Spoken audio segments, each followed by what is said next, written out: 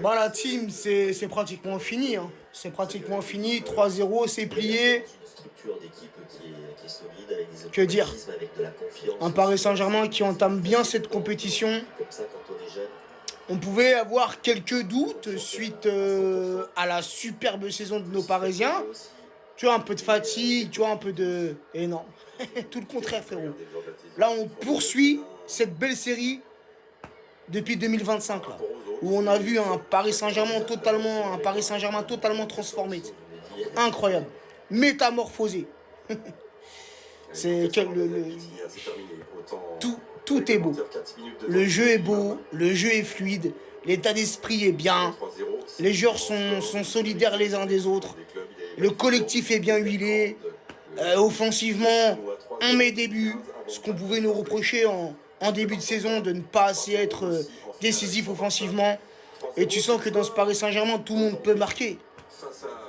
Ruiz, milieu de terrain, couvre le score d'une belle frappe. Vitinha, certainement le joueur le plus important du collectif, vient doubler la mise avant la mi-temps. Et Mayoulou, le Titi parisien, qui vient terminer, comme je l'ai dit tout à l'heure, enterrer les espoirs des Madrilènes en cette fin de match. 4 minutes de temps additionnel. Il y a peut-être même la place pour en mettre un quatrième. Peut-être, je dis bien peut-être.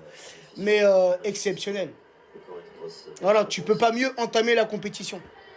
On est les favoris de cette compétition, faut pas avoir peur des mots, faut pas avoir peur de le dire. C'est pas, on fanfaronne pas, non. On est l'équipe favorite pour cette compétition, c'est clair et net.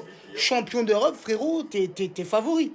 Même si je pense qu'au fil de la compétition, on va rencontrer bien évidemment des équipes plus compliquées à battre.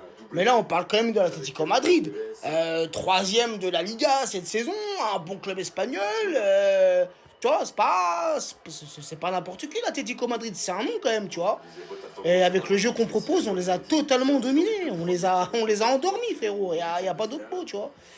Donc j'espère que ça va continuer comme ça. Ah, du coup, c'est Lee et non Vitinha. Eh ouais. Je pense que Vitinha, elle lui a dit, c'est quoi, Lee? T'as pas eu beaucoup de temps de jeu cette saison, t'as pas marqué beaucoup de buts, c'est la Coupe du Monde des clubs, il y a 3-0 frérot, c'est bientôt terminé, vas-y, tu sais quoi, prends le ballon et tire, fais-toi plaisir mon pote. Et il a transformé le penalty. Je pense que c'est ça que Vitinha a dû lui dire, tu vois.